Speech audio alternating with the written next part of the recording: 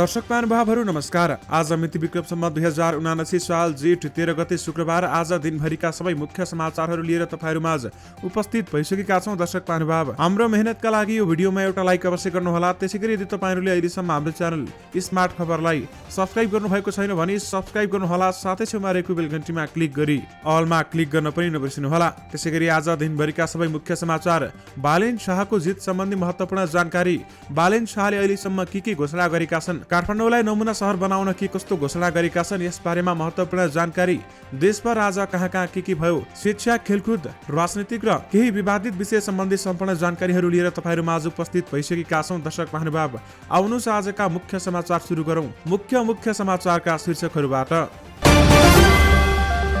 नेपाल टी20 league team स्वामित्वको लागि tender आह्वान, बुढीगंगाको निर्वाचन विवाद अदालतमा पुग्यो। स्थानीय तह निर्वाचन बारेमा अर्थतन्त्र थप चलायमान तर मूल्यमा चाप पर्यो भन्दै राष्ट्र बैंकको भनाई। इन्धनमा 10 रुपियाँ कर घटाउन मन्त्री परिषदको सैद्धान्तिक सहमति, कर 10% घट्यो। बालेन शाहको जितमा पत्नीको बधाई सन्देश, तिमी मेरो बालेनबाट हाम्रो बालेन भएका छौ। बालेन शाहलाई शुभकामना दिँदै केशव स्थापितले भने सकारात्मक काममा सहयोग र कमजोरीमा निरन्तर खबरदारी। केपी ओलीको भाषणलाई उद्योग मन्त्रीले स्तरहीन भन्दा संसद अवरुद्ध, आफैले प्रहरी फिर्ता बोलाइ सुरक्षा चुनौती भएको निर्णय गरे भन्दै बाजुराका प्रमुखको भनाई। बालेनको जितमा विश्व प्रकाशको टिप्पणी, मतदाताले हामीलाई बदलिन सन्देश दिए। बालेनको धन्यवाद र्यालीमा उर्लियो जनसागर। बालेन शाहको प्रतिबद्धता, मेरो क्षमता काठमाडौँलाई विश्वकै उत्कृष्ट शहर बनाउन लगाउने छु। एमाले महासचिव शंकर पोखरेलको टिप्पणी, कार्यकारी भूमिकामाथि सर्वोच्चको हस्तक्षेप। तिलोत्तमाको मेयरमा कंग्रेसका रामकृष्ण खाँड निर्वाचित भए। बालेन शाहलाई बधाई दिँदै सृजना सिंहले भनिन्, मत जित्न सकिन, नगरवासीको मन जिते। सुनचाँदीको मूल्यमा सामान्य वृद्धि। काठमाडौँ महानगरको मेयरमा बालेन शाह निर्वाचित। काठमाडौँकी उपमेयर सुनिता डंगोल भन्छिन्, जनताको शासक होइन, सेवक बन्न तत्पर छु। नवनिर्वाचित उपमेयर सुनिता डंगोलको विजय जुलुसमा उर्लियो जनसागर। रूपन्देहीको भलबारी स्थित आयल निगमको डिपोमा तेल खनाउने क्रममा 2वटा ट्याङ्करमा आग लागि। माधव नेपालले दिए काठमाडौँका मेयर बालेन शाहलाई बधाई। बजेट घोषणापछि मन्त्री परिषद हेरफेर हुन सक्छ भन्दै वर्षमान पुनको भनाई। सर्वोच्चमाथि शहरी विकास मन्त्री झाँक्रीको आक्रोश, प्रधानाधीश हुने भए संसद फेस गर्नुस्। परमादेशबाट निजगढ विमानस्थलको काम रोक्नु दुःखद भन्दै राजेन्द्र लिङदेनको भनाई। जितलाई विजय नभई कामको सुरुवातको रूपमा लिएको छु भन्दै बालेन शाहले भने। सल्यानमा यात्रुवाहक बस दुर्घटनामा अहिलेसम्म के भएको छ त, यसबारे महत्त्वपूर्ण जानकारी पनि आजकै भिडियोमा। अब सुन्नुहोस् पुरा समाचार। काठमाडौँ महानगरपालिकाको मेयरमा बालेन्द्र शाह बालेन निर्वाचित भएका छन्। स्वतन्त्र उम्मेद्वार बालेन्द्र शाहले 61,767 मत ल्याउँदै काठमाडौँ महानगरको मेयरमा निर्वाचित भएका हुन्। शाहका निकटतम प्रतिद्वन्दी नेपाली कंग्रेसकी उम्मेद्वार सृजना सिंहले 38,341 मत ल्याएकी छन् भने नेकपा एमालेका उम्मेद्वार केशव स्थापितले 38,117 मत ल्याएका छन्। उपमेयरमा नेकपा एमालेकी सुनिता डंगोल विजयी भएकी छन्। दर्शक महानुभाव, काठमाडौँ महानगरपालिकाको मेयरमा निर्वाचित भएको औपचारिक घोषणासँगै बालेन्द्र शाह बालेनको विजय उत्सव सुरु भएको छ। सभागृहमा मेयर निर्वाचित भएको घोषणासँगै समर्थकले बालेनको साथमा विजय जुलुस निकालेका छन् भने उनीहरूले यसलाई विजय उत्सव नभई धन्यवाद र्याली भनेका छन्। सभागृहबाट सुरु भएको र्याली भद्रकाली, त्रिपुरेश्वर, माइतीघर, बबरमहल, बिजुली बजारबाट युएन पार्कतर्फ मोडिएको छ भने त्यहाँबाट शान्तिनगर, तिनकुने, कोटेश्वर, जडीबुटी पुगेर पुनः कोटेश्वर, तिनकुने फर्किएर सिनामंगल, एयरपोर्ट, तिलगंगा, गौशाला, चाबेल, महाराजगञ्ज र सामाखुसीमा नयाँ बस पार्कमा पुग्नेछ भन्दै बताइएको छ। र्याली नयाँ बस पार्कमा पुगेपछि बालाजु स्वयम्भू हुँदै सीता पाइला, कलंकी, बल्खु, कुलेश्वर, कालीमाटी, टेकु, त्रिपुरेश्वर भएर रत्न पार्क स्थित खुला मञ्चमा सभामा परिणत हुनेछ भन्दै बताइएको छ। त्यसैगरी काठमाडौँ महानगरपालिकाका नवनिर्वाचित मेयर बालेन्द्र शाह बालेनले आफ्नो सम्पूर्ण समय महानगरपालिकाको व्यवस्थापनका लागि दिने प्रतिबद्धता गरेका छन्। मेयरमा निर्वाचित भएपछि प्रतिक्रिया दिँदै उनले अबको 5 वर्षमा आफ्नो क्षमता, ज्ञान र कुशलता काठमाडौँलाई पुनः विकसित र विश्वकै उत्कृष्ट शहर बनाउन लगाउने प्रतिबद्धता समेत गरेका छन्। महानगरपालिकालाई मेरो सम्पूर्ण समय दिनेछु, महानगरपालिका बाहेक कुनै पनि काममा समय दिने छैन उनले भनेका छन्। आफ्नो सम्पूर्ण क्षमता, लगनशीलता, क्षमता र ज्ञानलाई महानगरपालिका व्यवस्थित बनाउन, स्वच्छ, सफा र पूर्ण विकसित विश्वकै उत्कृष्ट बनाउन लगाउनेछु भन्दै उहाँले बताउनु भएको हो। नगरवासीले दिएको अत्याधिक मतले आफू एकदमै खुसी भएको प्रतिक्रिया दिँदै उनले नगरवासीको मतदातालाई ऊर्जाको रूपमा लिएको बताएका छन् र उनले भनेका छन्, नगरवासीले हामीलाई यहाँ पुर्याउनु भएको छ, यो जिम्मेवारी दिनु भएको छ, यो जिम्मेवारीलाई 100% मेरो पूर्ण क्षमतालाई यसमा दिन्छु भन्दै बालेन शाहले बताउनु भएको हो। चौतर्फी आलोचना भएपछि सरकारले पेट्रोलियम पदार्थको पूर्वाधार र भन्सार शुल्क घटाउन अर्थ मन्त्रालयलाई सैद्धान्तिक सहमति दिएको छ। 10 जेठमा बसेको बैठकले अर्थ मन्त्रालयलाई पेट्रोलियम पदार्थको भन्सार बिन्दुमै लाग्ने 2 शीर्षकको कर हटाउन सैद्धान्तिक सहमति दिएको भने तर कुन शीर्षकको कर कति घटाउने भन्ने निर्णय भने भइसकेको छैन। वाणिज्य मन्त्रालयको प्रस्तावमा भन्सार र पूर्वाधार कर 5-5 रुपियाँ घटाउन मन्त्री परिषदले सैद्धान्तिक स्वीकृति दिने निर्णय गरेको हो भने अर्थ मन्त्रालय स्रोतले भने अनुसार अहिले निर्णय भइसकेको छैन। मन्त्रालय अहिले कुन शीर्षकमा कसरी मूल्य घटाउने भन्ने बारेमा छलफल गरिरहेको छ भन्दै ती अधिकारीले भनेका छन्। बुढी गण्डकी जलविद्युत परियोजना बनाउन उठाइएको पूर्वाधार करबाट 5 रुपियाँ र भन्सारबाट लाग्ने भन्सार शुल्कबाट 5 रुपियाँ कर घटाउने गरी गृह कार्य भइरहेको मन्त्रालयले जनाएको छ। काठमाडौँ महानगरपालिकाको मेयरमा निर्वाचित भएपछि अहिले बालेन्द्र शाह बालेनलाई बधाईको ओइरो रहेको छ। सामाजिक सञ्जालदेखि भेटेर उनलाई बधाई दिनेको लड्को छ। बधाई दिनेको यो भिडमा एउटा बधाईले चाहिँ धेरैको ध्यानाकर्षण गरिरहेको छ। बालेनकी पत्नी सबिना काफ्लेको। बालेनले उम्मेदवारी दिए लगतै मिडियाको आकर्षणमा परेकी सबिनाको अहिले चर्चा सेलिब्रिटीको भन्दा कम छैन। सबिनाले फेसबुक मार्फत मर्मस्पर्शी बधाई दिएकी छन्। उनको यो बधाई अहिले सामाजिक सञ्जालमा चर्चाको विषय बनेको छ। उनी लेख्छिन्, आज तिमी मेरो बालेनबाट हाम्रो बालेन भएका छौ। यो भनिरहँदा मेरो मन अलिकति पनि खुम्चिएको छैन, बरु गर्वले छाती फुलेको छ, शिर उचालिएको छ। घरभित्रबाट जितेर हिँडेको मानिसको बाहिर कहिले पनि हार हुँदैन। म तिमीलाई कहिले पनि हार्न दिने छैन। मेरा हरेक प्रार्थनामा तिम्रो सफलता हुनेछ। उनी लेख्छिन्, सबिनाको यो बधाई सन्देशमा धेरैजनाले एउटा सफल पुरुषको पछाडि नारी हुनुको सन्दर्भ समेत उल्लेख गरेका छन्।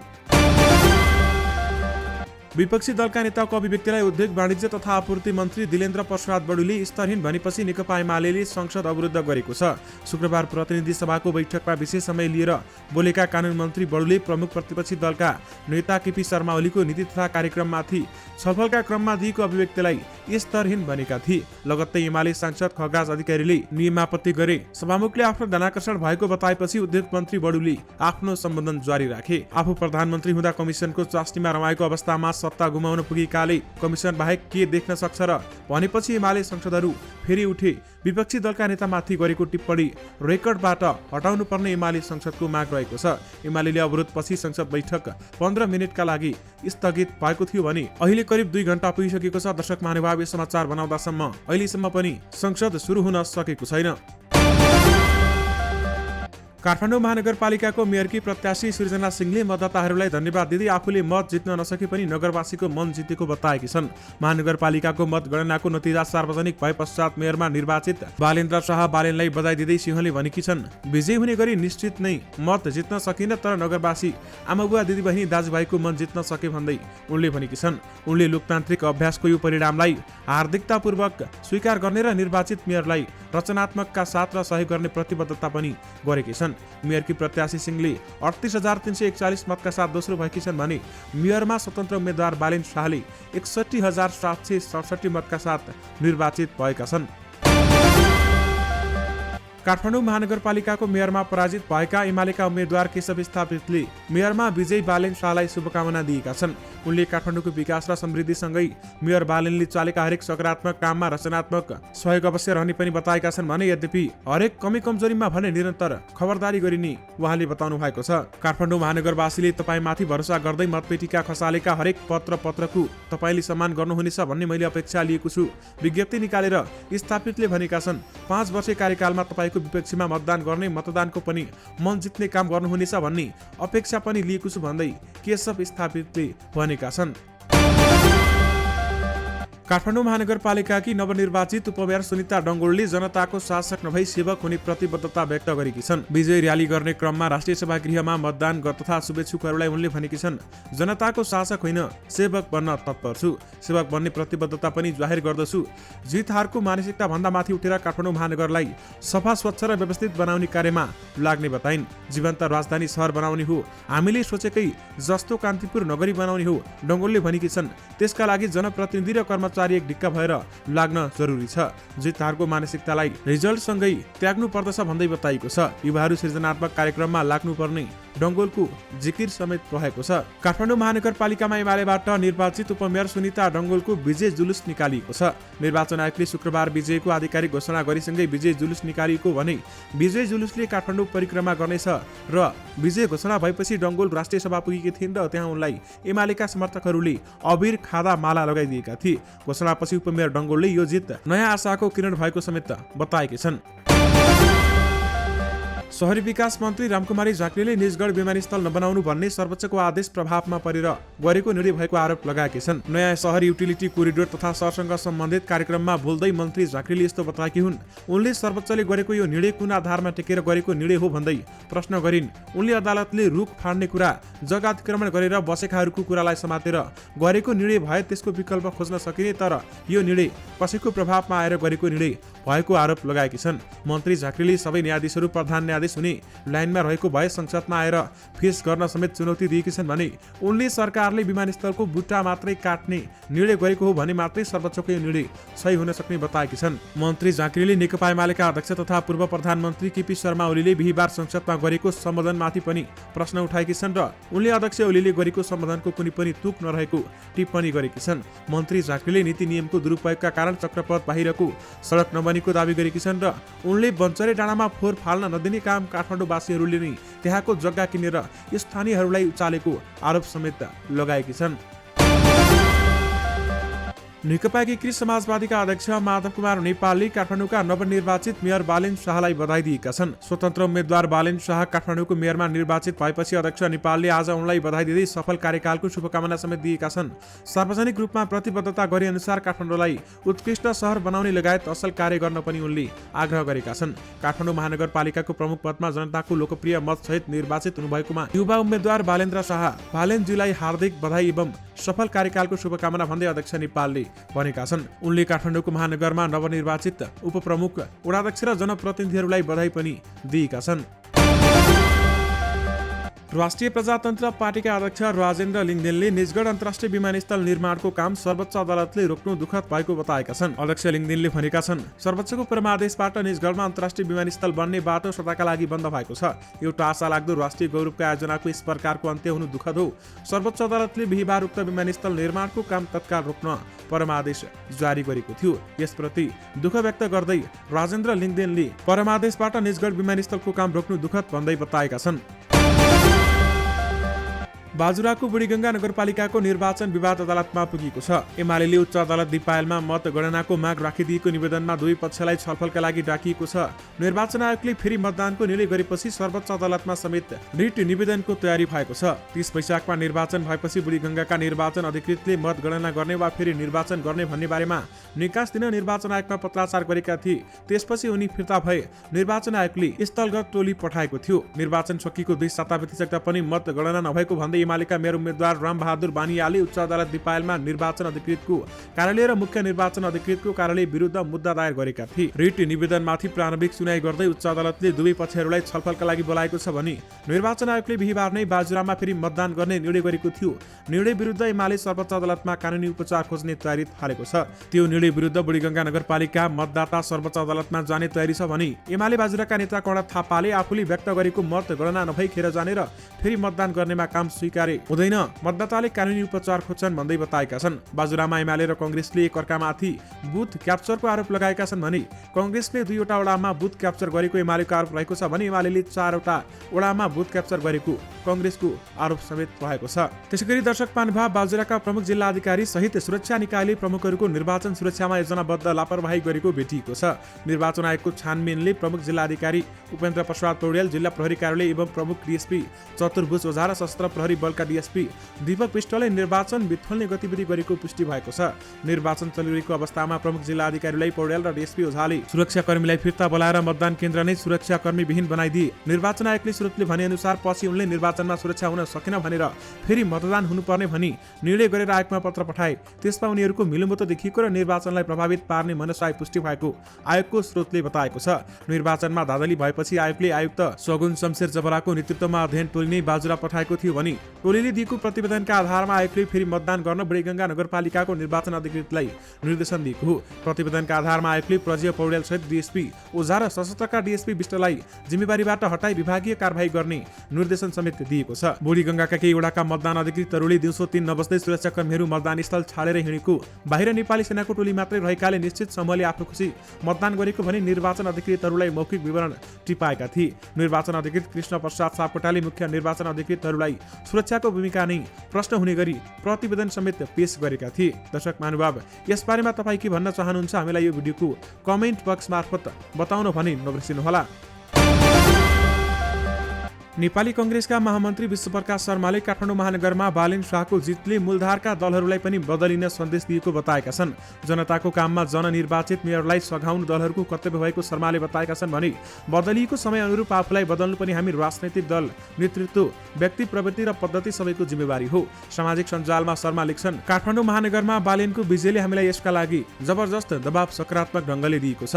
मुख्य दलको शैली र प्रस्तुतिप्रति असन्तुष्टि मतदाताले वैकल्पिक राजनीतिको नारा र दल नरोजेको उनले उल्लेख गरेका छन् र अवस्थाप्रति रुष्ट मतदाताले व्यवस्थाको विकल्प नखोजेको शर्माको बुझाइरहेको छ। वैकल्पिक राजनीतिको नारासहितको दल र उम्मेद्वारको उपस्थिति मैदान हुँदा समेत बालेनलाई साथ दिएको उनले उल्लेख समेत गरेका छन्। विशेष गरी मतदाताले हामीलाई बदलिन सन्देश दिए भन्दै बालेन शाहको जितमा विश्वप्रकाश शर्माले टिप्पणी गरेका छन्।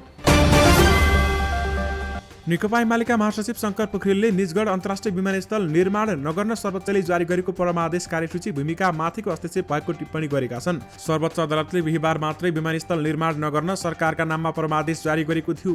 सोही विषयमा टिप्पणी गर्दै महासचिव पोखरेलले यो फैसला न्यायिक दृष्टिले त्रुटिपूर्ण रहेको जिकिर समेत गरेका हुन्। वातावरणमा पर्ने असरको प्रतिस्थापन गर्ने कानुनी व्यवस्थाको पालनामा ध्यान दिनुको साटो कार्यकारी भूमिकामा हस्तक्षेप गर्नुले न्यायिक प्रणालीको अवस्था कमजोर बनेको उनको भनाइरहेको छ।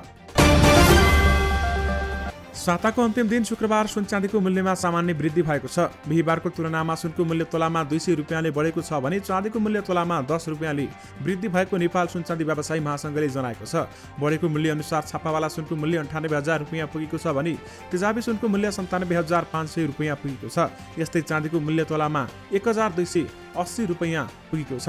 बिहीबार 97,800 रुपियाँमा छापावाला, 97,300 रुपियाँमा तेजाबी र 1,270 रुपियाँमा चाँदीको कारोबार भएको थियो। नेकपा माओवादी केन्द्रका प्रभावशाली नेता वर्षमान पुनले बजेट भाषणपछि मन्त्रीमण्डल फेरबदल हुन सक्ने बताएका छन्। हामीसँग विशेष कुरा गर्दै नेता पुनले स्थानीय तह चुनाव अघि मन्त्री परिषद फेरबदलको चर्चा चले पनि बजेटसम्म रोकिएको जानकारी दिएका छन्। निर्वाचन अगाडि मन्त्रीमण्डल फेरबदलको अलि चर्चा चलेको थियो। पुनले हामीसँग भनेअनुसार अहिले बजेट छ, नीति तथा कार्यक्रम छ भनेर रोकियो। सरकारले स्पर्शको बजेट जेठ 15 गते संसदमा प्रस्तुत गर्दैछ। बजेट अघि सरकारले जेठ 10 गते नीति तथा कार्यक्रम सार्वजनिक गरिसकेको छ। विशेष गरी बजेट घोषणापछि मन्त्री परिषद हेरफेर हुन सक्छ भन्दै वर्षमान पुनले भनेका छन्। सल्यानमा यात्रुवाहक बस दुर्घटनामा परेको छ। सल्यानको बागचौर नगरपालिका 9 पातिहाल्नबाट दाङका लागि छुटेको ना 3 ख 3884 नम्बरको यात्रुवाहक बस बागचौर नगरपालिका 2 शारदा खोलामा दुर्घटना भएको हो। घटनाको विस्तृत विवरण आउन भने बाँकी रहेको छ। यसबारेमा घटनाबारेमा थप जानकारी आउने बित्तिकै तपाईँहरूमाझ लिएर आउने नै छौँ। रूपन्देहीको तिलोत्तमा नगरपालिकाको मेयरमा नेपाली कंग्रेसका रामकृष्ण खाँड निर्वाचित भएका छन्। एमालेका मोहन चापागाईलाई 765 मतान्तरले पराजित गर्दै खाँड मेयरमा निर्वाचित भएका हुन्। खाँडले 24,396 मत पाएर निर्वाचित हुँदा चापागाईले 23,661 मत पाएका छन्। मेयरमा निर्वाचित खाँड 2074 को चुनावमा एमालेका वासुदेव घिमिरेसँग पराजित भएका थिए भने अघिल्लो चुनावमा राष्ट्रिय जनमुक्ति पार्टीसँग गठबन्धन गरेको कंग्रेसले यसपटक माओवादी केन्द्रसँग गठबन्धन गरेको थियो।